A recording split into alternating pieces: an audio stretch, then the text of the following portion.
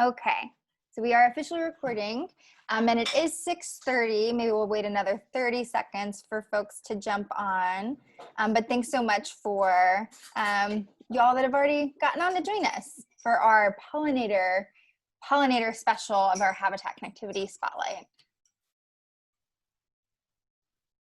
Okay, well, it is 6:31. Let's do this. Welcome, everybody. My name is Haley Hawkins, and I'm with the Endangered Species Coalition. Thank you for joining us. And again, we are recording this webinar, and we are going to be sending it out to everybody that registered. So please keep that in mind. If you do decide to, come off mute and you want to speak, just be aware that we are recording. And also, if you could please make sure that you're on mute throughout the presentation so that we can hear Beth properly. And if you have any questions during the presentation, you are welcome to put them in the chat and go ahead and type them. However, Beth won't be getting to any questions until after her presentation is over, but you can go ahead and write them down, but know that we won't be answering them in real time. And then also, yeah, keep yourself on mute, and you can also use in the top right hand corner, there's some buttons you can use to like switch the view if you want to just go to speaker view, or if you want to see everybody, you can kind of play with that. All right, so again, my name's Haley. I'm the Southern Rockies field representative for the Endangered Species Coalition, and our mission is to stop the human-caused extinction of our nation's most at-risk species. And we do that in a variety of ways. We do that with education, things like this webinar, and we do that through a little bit of lobbying, grassroots engagement, and grassroots organizing. And habitat connectivity is greatly important to us. Thank you. Habitat connectivity is greatly important to us because habitat loss and fragmentation are the greatest cause of species extinction worldwide. And we know protecting and connecting habitat not only protects wildlife, but people too. And in this time of global pandemics, promoting a healthy ecosystem that mitigates disease has never been more important. And we also recognize that low-income communities and people of color are bearing the brunt of the COVID-19, climate change, and biodiversity crises. These people are being disproportionately affected. And we also recognize that the North American conservation movement was built on a foundation of racism and exclusion, which continues to this day. And in Colorado, it's important to name that we live on lands that were stolen from the Ute, Arapaho, and Cheyenne nations. So the systems that drive exploitation and conquest emerge from the same seed, whether they relate to people, land, water, or wildlife. Just as we fight each day for the protection of wilderness, wildlands, and a livable climate, we must fight against racial injustice and against a society that perpetuates ongoing daily inequalities in healthcare, education, wages, voting access, safe outdoor spaces, and an endless array of other ways our society imposes systematic discrimination. And our work to protect natural areas must ensure healthy communities and climate resilience for all people and all species. We must work to transform ourselves and the attitudes that still pervade the conservation movement. We can't have justice for all without a healthy environment, and we can't have a healthy environment without justice for all. So, welcome to our 5th Habitat Connectivity Spotlight. And, with all of this in mind, and, as we're thinking about habitat connectivity, I bet that animals that come to mind, like deer, elk, and cougars, are, maybe what you think of when you think of habitat connectivity. But tonight, we're going to ask the question, what about the little guys? What about our pollinators? And how did they fit into this? So, Elizabeth, I'm going to pass it over to you to introduce our awesome speaker for tonight. And again, welcome everybody, and thank you so much for joining us.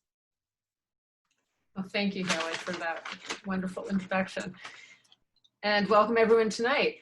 My name is Elizabeth Manis, and I am a volunteer with the Western Slope Connectivity Project of the Endangered Species Coalition. And I'm really pleased to introduce our speaker tonight. She is very well known in the beekeeping world and based out of Berthoud. Her name is Beth Conrey, and she is the owner of Bee Squared Apiaries. Beth tends 100 hives in Boulder, Larimer, and Weld counties at the northern part of the state. She currently serves as chair of the People and Pollinators Action Network, fondly known as PPAN, and is a member of the board of directors of the Pollinator Stewardship Council. She has also served as past president of the Western Apicultural Society, the Colorado State Beekeepers Association, and the Northern Colorado Beekeepers Association. We are just so glad to have an advocate for pollinators and hear what her viewpoint on connectivity for them and for all their activities in Colorado and across the country will be. So welcome, Beth, and I turn it over to you. Thank you. All right, we'll fire up my PowerPoint presentation and get a move on. Okay. Want to scoot that over there. All right. So we're giving a presentation regarding pollinator habitat and why it matters.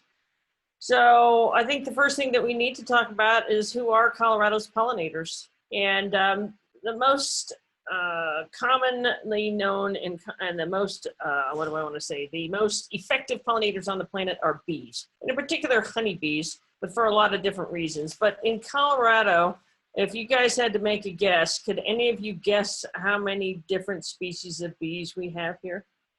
Go ahead and write it down, but I'm going to tell you in a minute that it's like 950 species, okay? Which is not a guess that most people would make.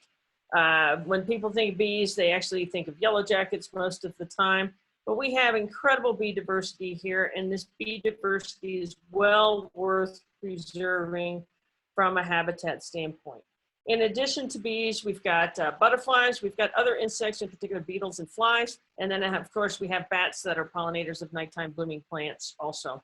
As was clear from my curriculum vitae there, I am a bee person, and so I'm going to focus on insects in this presentation, and I am not a very good source for bats, for example. Okay, so I just wanted to show you some pictures of some of the really super cool bees that we have, and bees live in different places, and so so these guys are tube nesters. What's a tube nester? It's somebody who lives inside a plant stem, and or a hole inside of a tree or inside of some other type of rotting wood.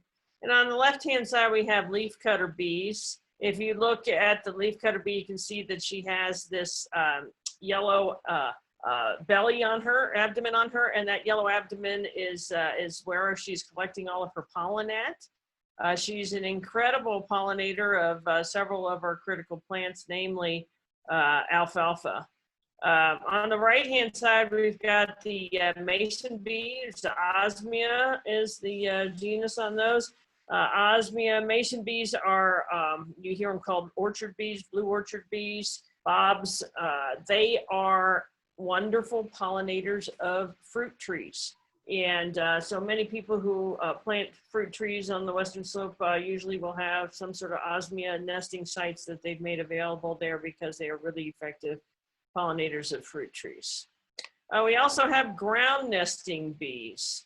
And we've got mining bees and digging bees and all sorts of other bees. This little fella here on the left is a mining bee.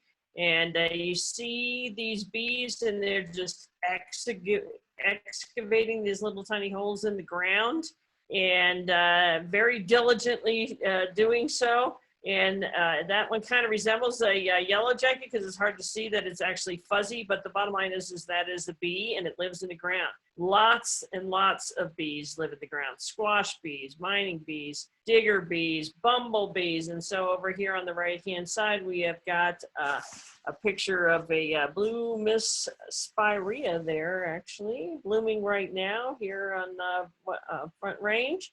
That orange striped bumblebee is called Bombus huntii or hunter's bumblebee. And then the little one down underneath there on the bottom is actually a honeybee, Apis mellifera. The cool thing, and these are just 4 species out of those 950 that I mentioned, 5 if we include the honeybee. Most of these insects, with the exception of bumblebees, are solitary bees, which means they live by themselves in these holes in the ground and in these holes into rotting wood. Many of them are gregarious, and that means that they live like in an apartment complex, so that they are all independent of each other, but congregated in a big congregation. Even though it seems like they may be a colony insect, they are not at all a colony insect. They're just little solitary bees living right next door to each other in an apartment type complex. Bumblebees are a colony, very small colony insects. It's called a eusocial insect, and they live in the ground also. They have a tendency to live in abandoned rodent burrows, and they have a queen that survives the winter, and she comes out of hibernation in the spring. Well, it's not actually hibernation, it's called diapause, and she comes out in the spring and she'll start her own colony. Honeybees will have colonies in the 20 to 50,000 insect range. Bumblebees will have colonies in the 30 to 100 range. So quite a substantial difference in the size of those nests and hives. And the key thing here is that even though we have this great pollinator diversity, they all have different needs, but they all have similar needs simultaneously. So we're going to talk about both those needs and what's going on with pollinators. So what is going on with pollinators? In the beekeeping world, we'd like to call it the 5 Ps. Poor forage, which is kind of a stretch in my world with P. Pesticides, pests, pathogens, and politics. So let's talk about all of those things. Poor forage. What does poor forage look like? Well, mostly what it looks like is not enough food quantity. That means there just flat isn't enough flowers to support bees.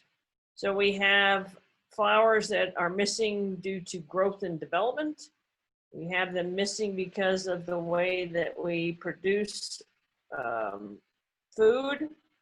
We have it missing due to changing climate, where we are having issues with flood losses and hurricane losses. And let's all talk about what's going on with forest fires. Okay, so that's another thing. And all of this is adversely affecting impacts on climate and land availability and forage availability for pollinators.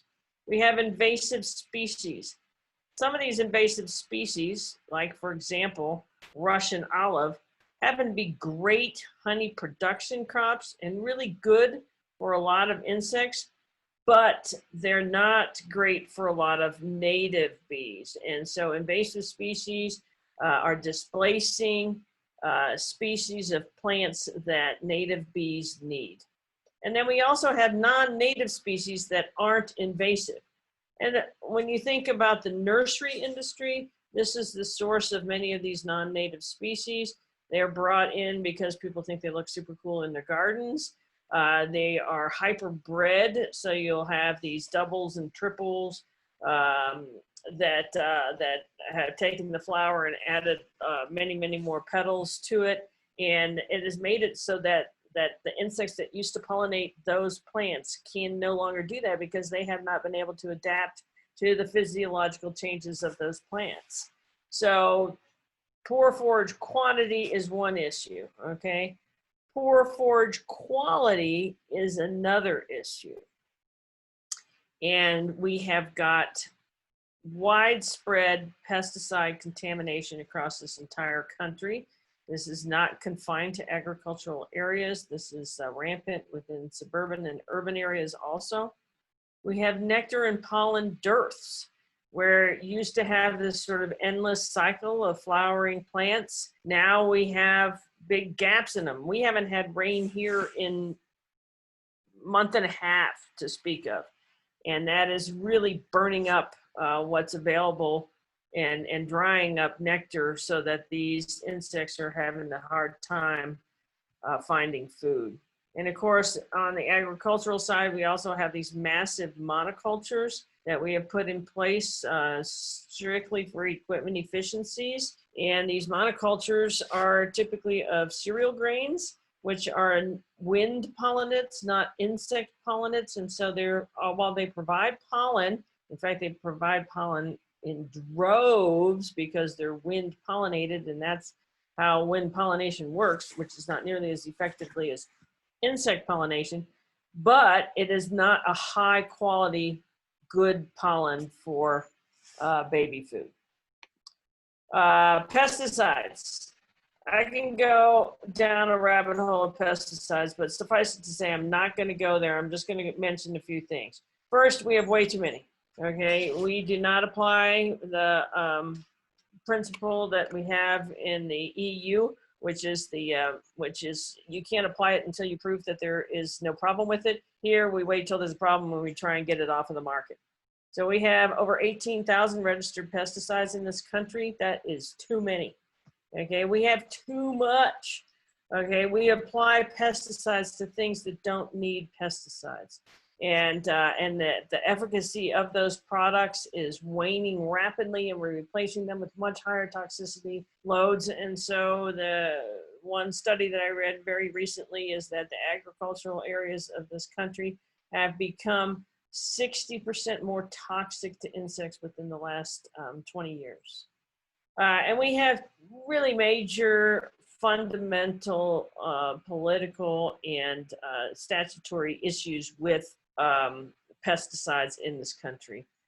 For those of you who aren't aware, the National Pesticide Law is something called FIFRA, and FIFRA is, and anytime you talk pesticides, you're going to go into this world of acronyms, but FIFRA is an acronym for the Federal Insecticide, Fungicide, Rodenticide Act.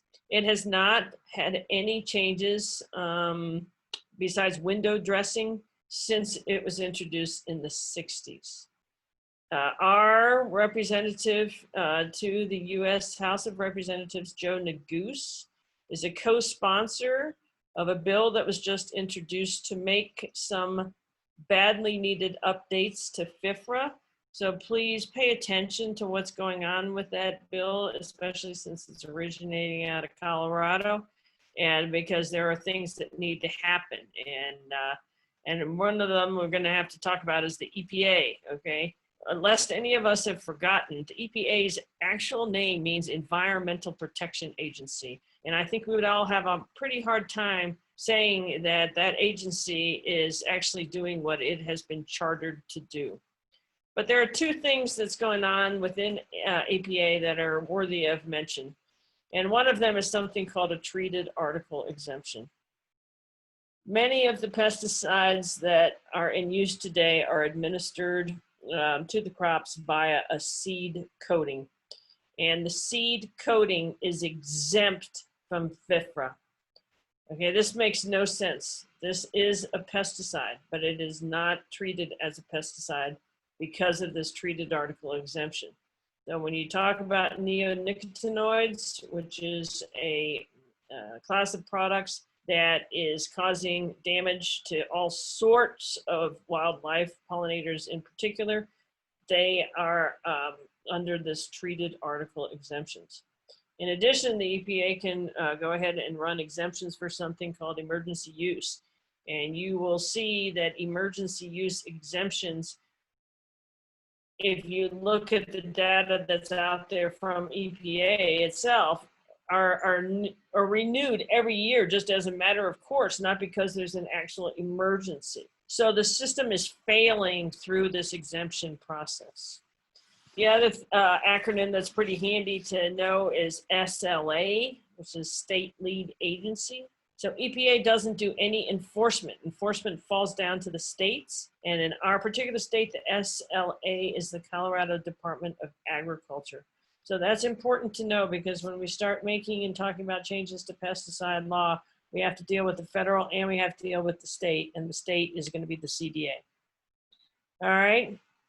We've got pests and pathogens, okay, that are the result of poor nutrition, which is poor forage, contaminated nutrition, which is pesticides. And these pests and pathogens then are coming on to this poor bug that has this nutrition compromised system to it. And in the case of honeybees, there is a mite out there, which is an exoparasitic mite called Varroa destructor. It has these massive mandibles, mouth parts that allow it to puncture the exoskeleton of a honeybee. So if you have this terrible diet, you can't really fight this thing off very well. And once you have a hole in your exoskeleton, all hell breaks loose. And you have this whole herd of pathogens that come in through that hole to cause damage to that bee at the individual level and at the colony level. And what we're seeing is that there's increased virulence to these pathogens because of these other nutrition issues that are behind them. We also have politics. And I'm going to whip through this pretty quick, but let's just say that Citizens United has done us no favors in the environmental world, okay? That is the Supreme Court decision that allows corporations to be treated as people, and has funneled incredible amounts of money into the political system, much to its demise.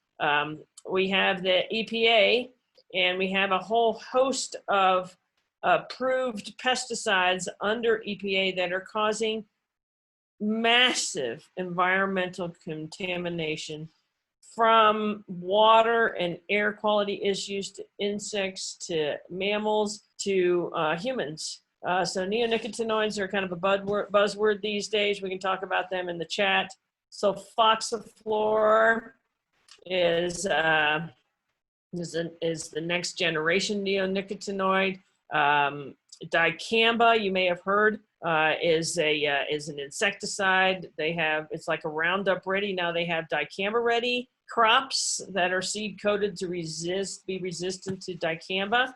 Dicamba volatilizes at very low temperatures and drifts. And when it drifts, it kills everything that is an herbaceous woody plant that it comes in contact with. And is, as a result of that, people have been murdered. They've murdered their neighbors over the damages that have been done from the approved use of dicamba. And many of you might have heard of paraquat. This thing is sitting out there from the Vietnam War. And if you thought that paraquat was gone because it's so unbelievably toxic, think again. It is in use and in increasing use in this country. And it is causing an incredible lot of neurological disease. My father has Parkinson's. Where do you think that came from? Okay.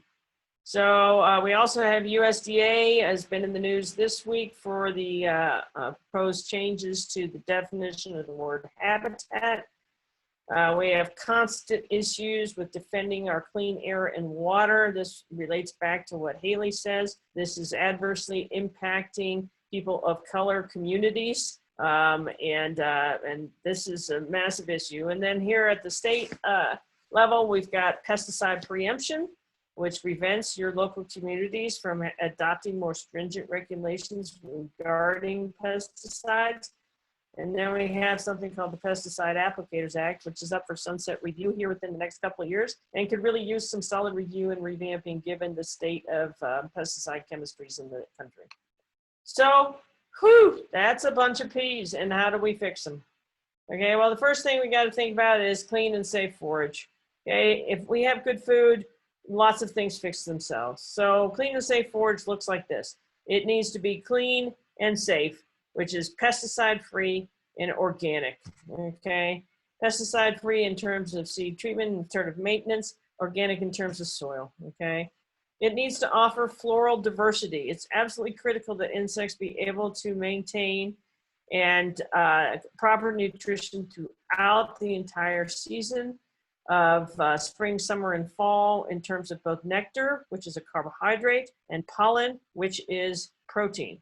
Different insects like different shapes and different colors. So you'll see bumblebees on things that are blue and purple all the time.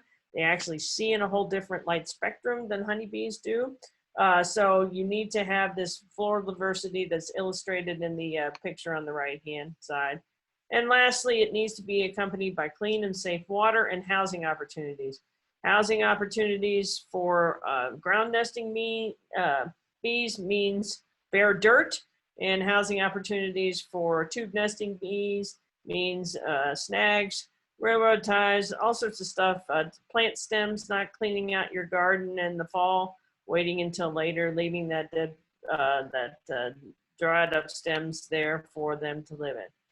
There's lots of people that are already doing this stuff, okay? So when we're talking about habitat, contiguous habitat, there's some things that we've already got in place that we can look at as models. Portland has a pollinator pathway that goes throughout the city, and it's urban gardens and it's urban streetscapes. So medians and what we call hell strips, the area between the street and the sidewalk that have been converted into pollinator stepping stones so that migrating pollinators can move through the city. And so that pollinators that are native pollinators that have really, really tiny areas that they work have adequate food in those areas.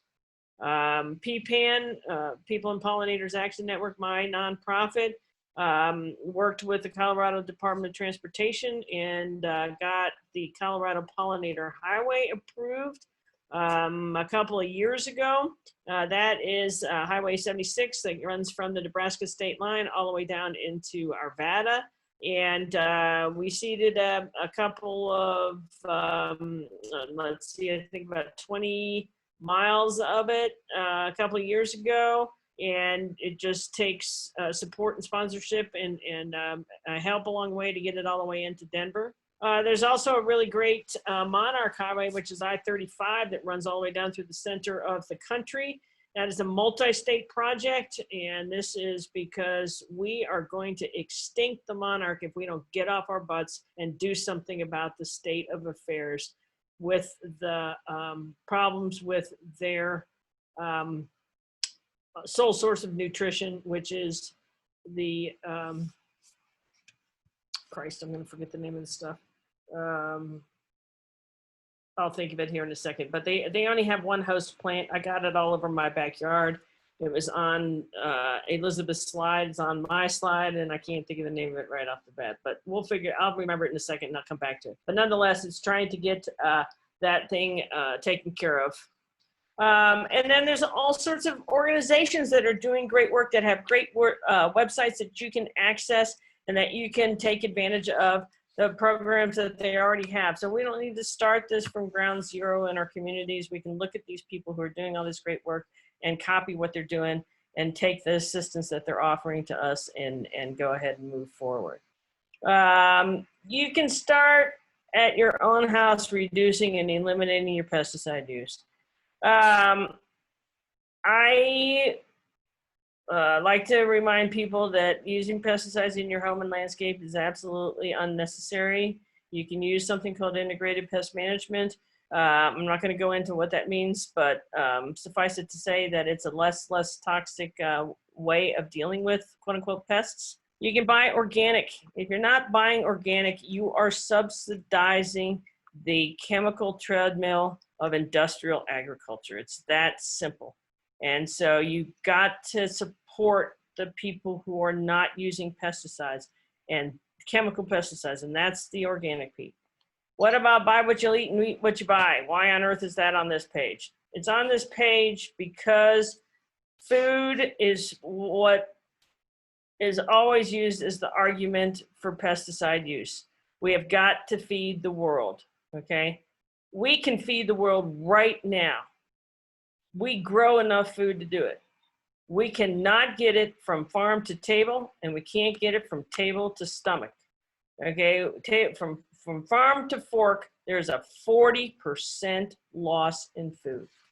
That's 40% land mass that's being planted with stuff and treated with pesticides that doesn't need to happen. So we've got to get food waste under control. Plastics consumption. plastics are ubiquitous. Okay, plastics take a tremendous amount of fossil fuel. Fossil fuel is a contributor to climate change, as we all know. So plastics are directly related to all of this, okay?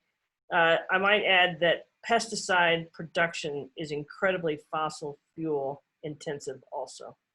Reducing your own mileage is great. Going solar, going, other alternative sources. Recycling and composting, of course, are all super things that you can do to actually reduce and eliminate pesticide use. Even if you didn't think those two all were related, they are.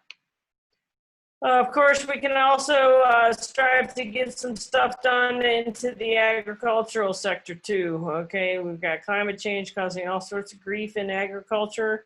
We've got water availability, which is directly related to climate change, also having issues with crop selections and what happens. And we need to start incentivizing and putting in play programs that incentivize biodiversity, sustainability, and resilience. Within the urban and the suburban section, we've got this climate change that is creating the city heat effect, which is going way up. We're a lot warmer than we used to be. And what does this mean for what we're doing in cities and suburbia with respect to turf in particular? You need to get involved in politics. For better or for worse, politics is the way this country runs.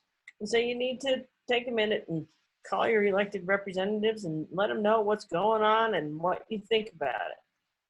You need to support organizations that reflect your values via signing their petitions, supporting their work, both with your signature and with financial contributions. And you need to work locally. It's the easiest place to work right now. And talk to your local officials about the importance of preserving these open spaces.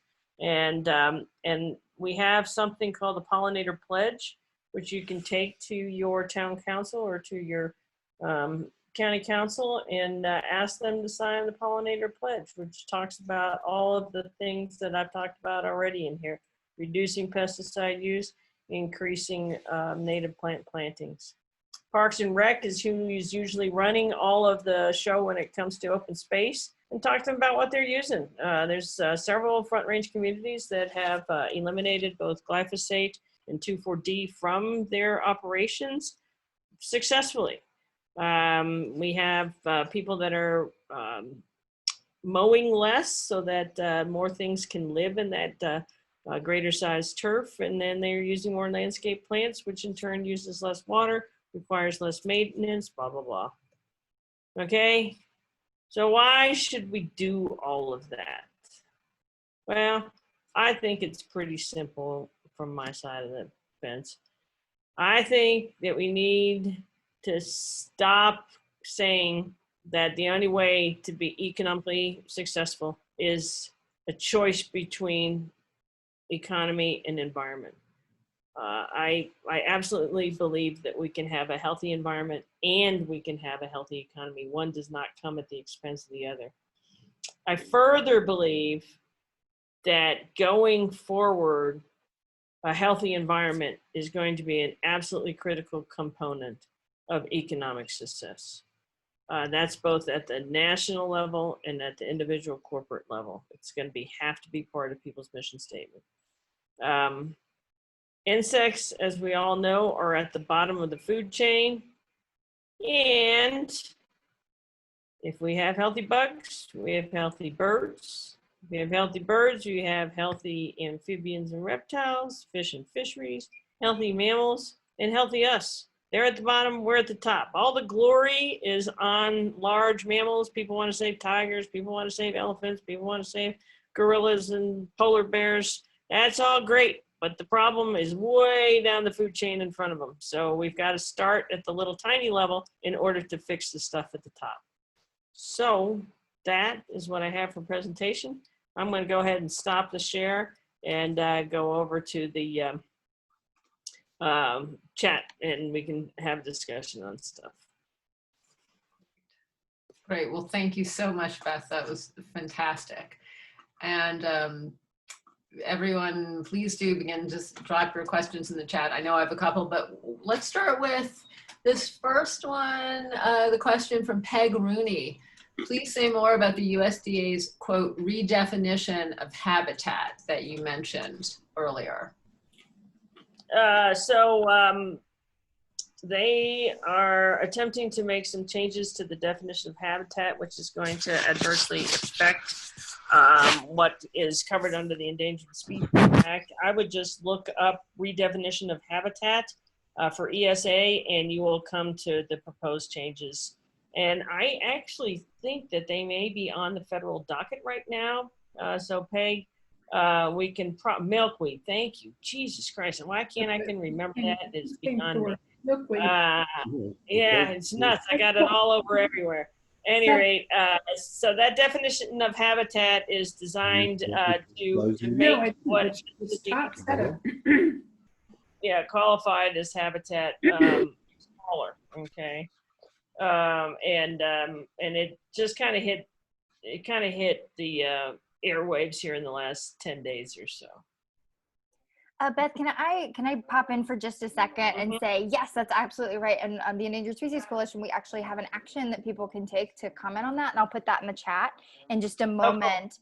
But yeah, I did want to just add to what you said of they are trying to redefine habitat, but a lot of questions are coming up with their proposed definitions, and including, like, does that include habitat that needs to be restored, or does that include habitat that's changing because of climate change? Like these proposed definitions are just, they're way too flimsy, and if anything, they just help special interests, and they help not designate habitat, making it that easier. So I'll put more information in the chat for everybody. Sounds good. Thank you. That would be appreciated. Okay. Were local genetic sources used in planting the Colorado Pollinator Highway? Well, we try and do the best we can with local sourcing on seed. But I think that I mentioned that this was a project with the Colorado Department of Transportation. So CDOT has its own world that it operates in with respect to how seeds are sourced and what percentage do what, and how high things can grow on the side of the road, and how much. So there's all of these parameters to highway maintenance that have to be considered with respect to the seeding. So yes, the seeding was locally sourced, but it might not have been what my first choice would be, but it is what CDOT would plant. So it still is quite beneficial in terms of getting more forage out into that section of the highway. You could ask a question if you want to speak into it. May I ask a question now? Yeah. Yeah. Okay. What about llama manure? And if they are having shots, are you feeling that is a pure manure for growing organic food? Boy, I know that, there's a bunch of work done on antibiotic use for animals.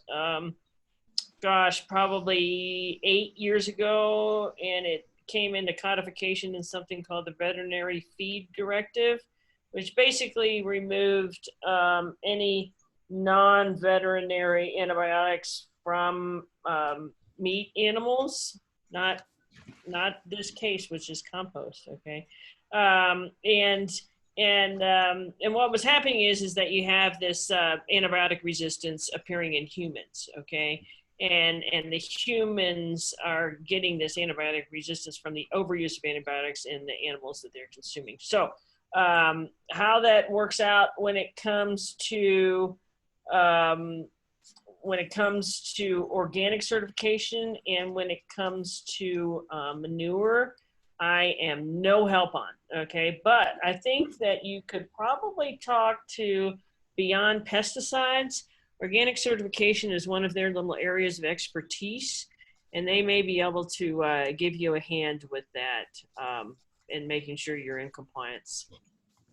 So what about planting non-organic seeds in organic soil?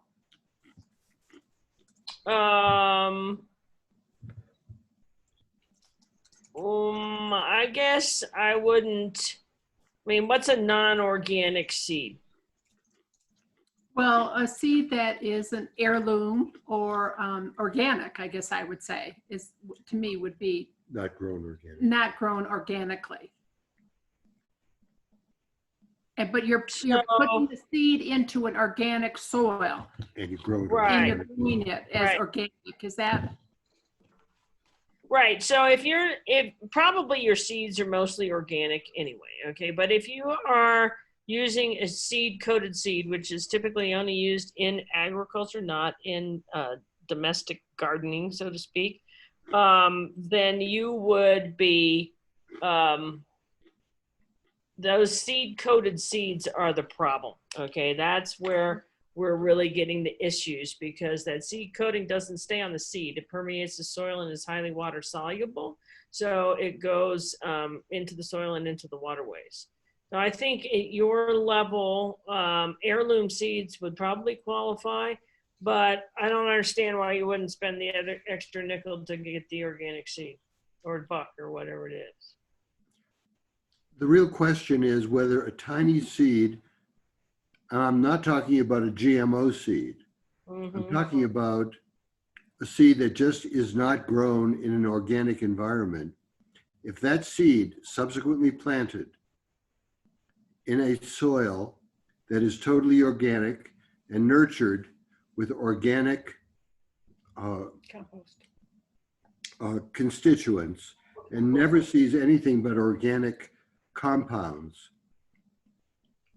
do you feel that there's a problem with the product? Probably not,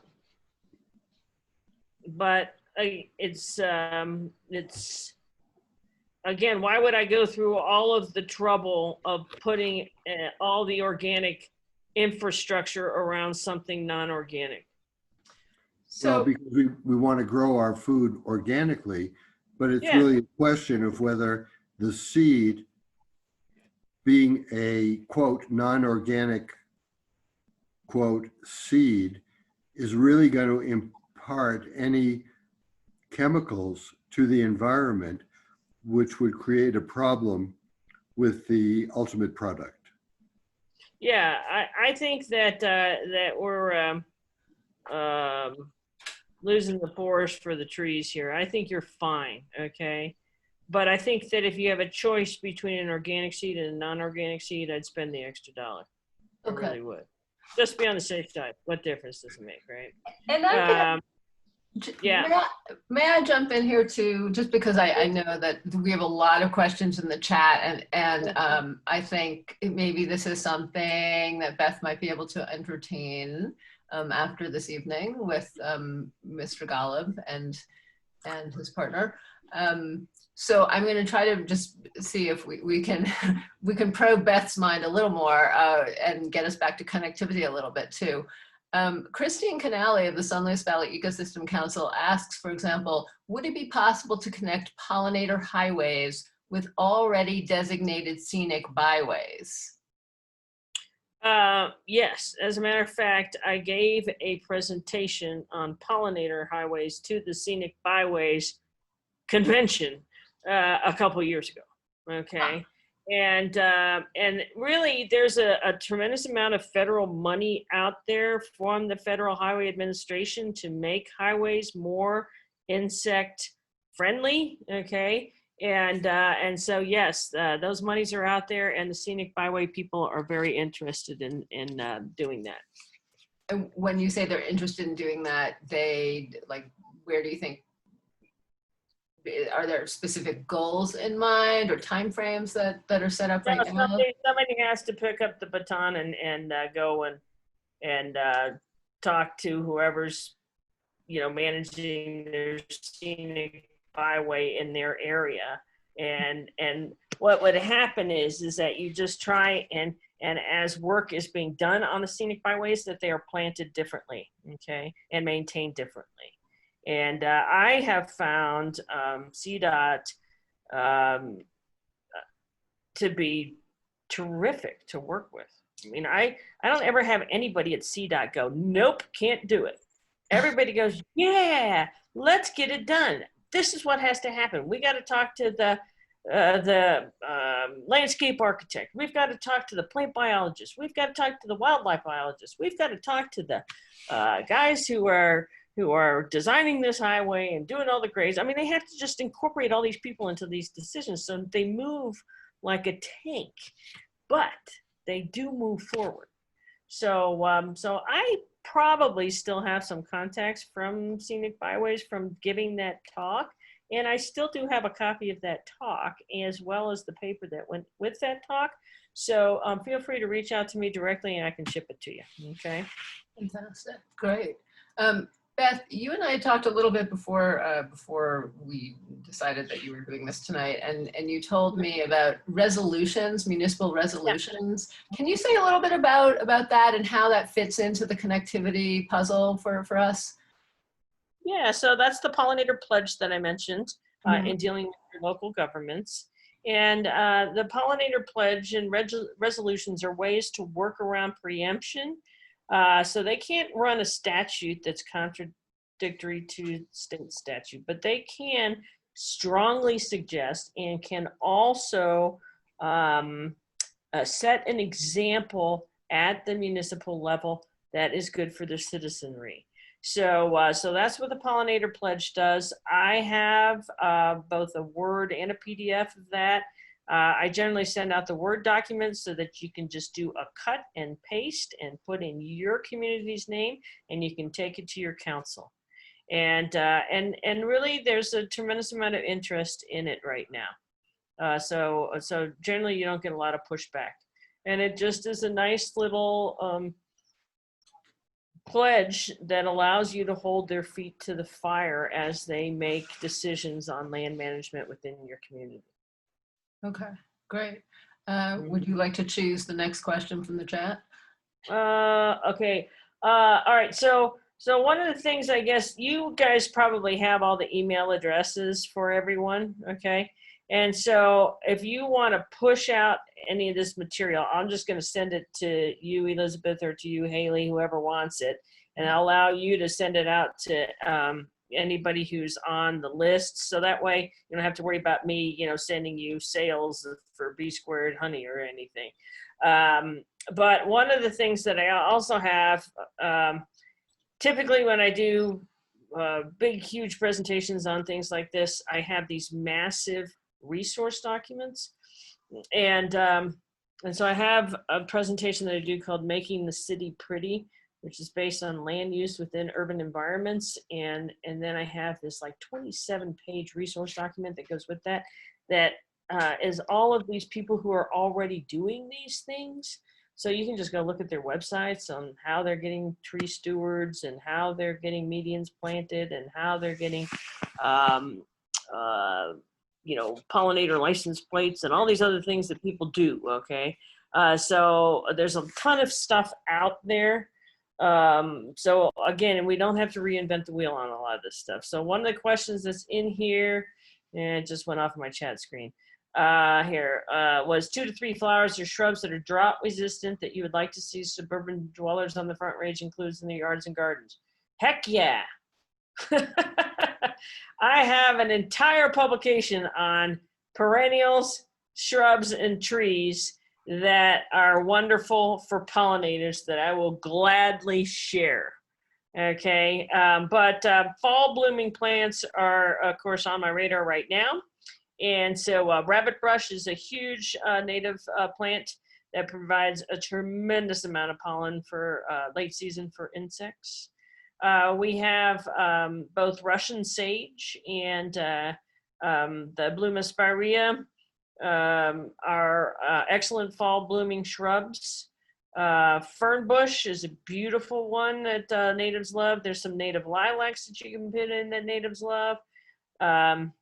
There is, and then nine barks. Nine barks are another really nice shrub for bees, pollinators. Okay. Great, good. What about Ron Sato's question, Beth? It's a long question about the EPA and HR 1337. Okay, so I'd have to look up what HR 1337 is, okay? But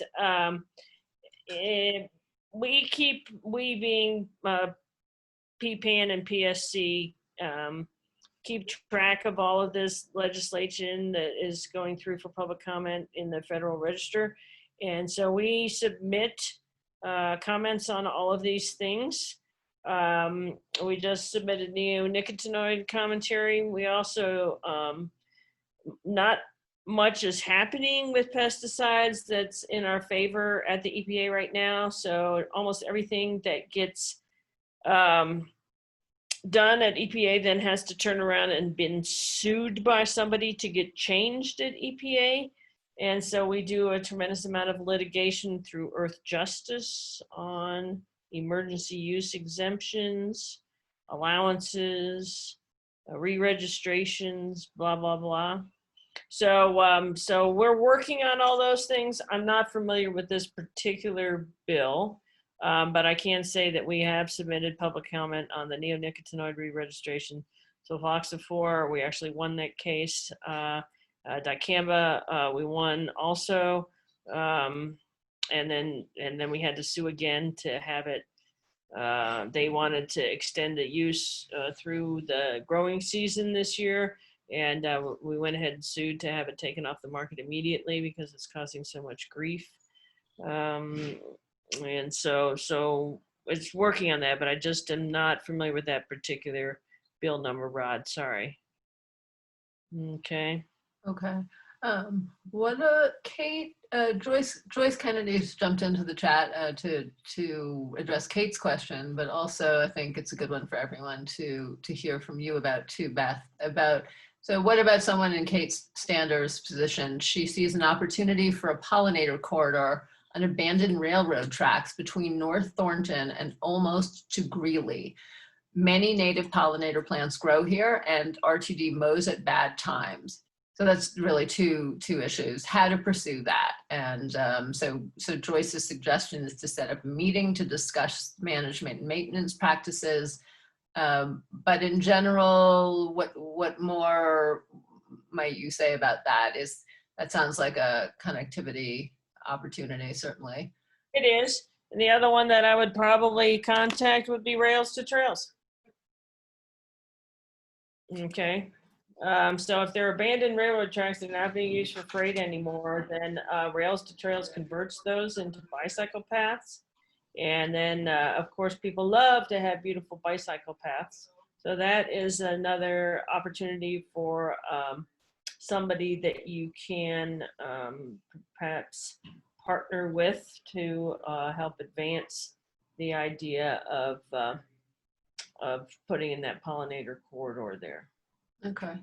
And as a related issue, potentially, when you talked about the pollinator pathways in the cities, do you know of cities in Colorado who are trying to establish pollinator pathways right now? Denver, actually. Since Joyce is on, Joyce, can you give me a hand what that gal's name is that was trying to do that pollinator pathway in Denver? But there was a woman who was working on that. I met her, but that's so simple. Planting flowers is such a simple thing. Yeah. What was it, Joyce? Sorry, somebody was working in Congress Park, but I would say that our Pollinator Safe Communities program is a really good way to connect habitat within neighborhoods and corridors in the city. And if you go to the PPAN website, you can sign a pledge and your property will pop up on a map. And I think that that's a really great representation of ways that we can build habitat, particularly in the Front Range, but across the state, of course. Across the state. Yeah, across the state would be a great idea. I mean, can you think of any Western Slope cities right now off the top of your head that might be worthy of approaching about the pathway idea? There's a few. I think that every city, every community is a candidate for that. Okay. It's cheaper for them. It's prettier. It's better for the health of their community members. The problem is we need somebody to be that person to start that movement. And I mean, they don't want me doing it. They don't want Joyce doing it. They don't want you doing it. You don't live there. They want a citizen that is willing to take this on. Great. Okay. And there's plenty of models out there. And that makes lots and lots of sense. Yeah, you're the ones to vote for them. Vote them out. You know, if they're, but they, I mean, truly, the power's at the ballot box. So yeah, you know, these and these guys, they want to look good. These are feel good things that don't cost money. They actually can make money if they're structured correctly. And so there's a lot of interest at the municipal level for these types of projects. Great, good. And Rod Sato adds another question. Can we somehow get the Colorado Parks and Recreation to plant more milkweed in Colorado open spaces? I certainly think that there's some native milkweeds that are being encouraged to be planted throughout the state. The thing that we need to remember here in Colorado is that we're really not a big monarch migration state. And so there are other species that would benefit from native plantings or larger percentages of native plant plantings. And one of the areas that I would really like to see more help on is fire remediation. We have a tendency to run in there and throw in all these grasses for soil stabilization, but we have all these insects and all these birds and all these animals that need food. And so it would behoove us to think about planting some flowering plants there too. Can you say just a little bit more about how that looks on the ground? Like how would that be done? We'd have to start at the beginning and you know, find out how somewhere it says what gets planted and somebody's calling the shots on that, and we just have to back it back through the system by asking questions. Of which agencies would you ask questions? I have no idea who even runs fire remediation, or, you know, I don't know I don't even know where wildland firefighters falls in under the government structure, to be honest with you. Okay, well, maybe an organization like Fire Adaptive Colorado could help point the way or something. Yeah, exactly. And Joyce just put up something that you know, the Pollinator Summit this year is virtual, so anybody can attend online, and the registration is getting ready to go on that. But the Pollinator Summit brings together all sorts of groups and all sorts of individuals, organizations, educational institutions, etc., into one common summit annually. This is, I think, our 5th year on it. And it's a great place to meet the contacts that can help make these things happen. Right. So while I have serious expertise in certain areas, you guys are asking broader questions than I have expertise at, but that expertise is generally present at the summit. I mean, the first year we had the summit, we had something like 167 federal and state agencies represented there, you know, and educational, you know, school districts and the like there. Okay.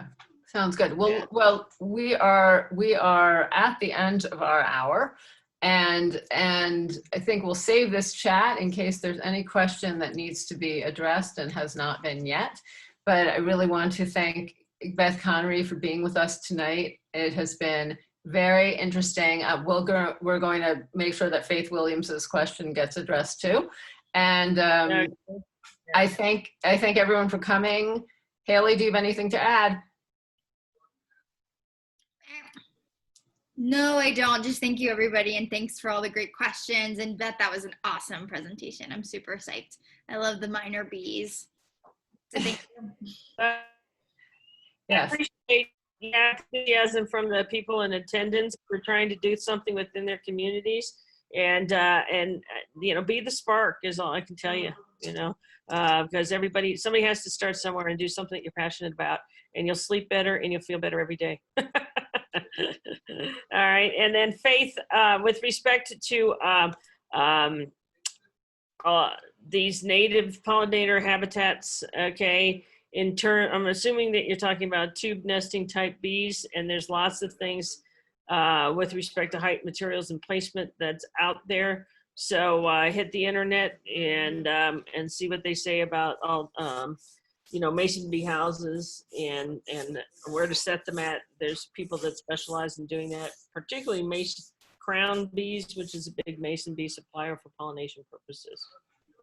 Great. Great. Well, thank you so much again, Beth, and everyone for coming. And we'll look forward to seeing this resource list, and we'll send out a link for tonight's event. And we'll hope to see some of you on our next Spotlight Night. So have a wonderful rest of the week, and think of our 950 native bees. There you go. Thanks, guys. Thank you. Night.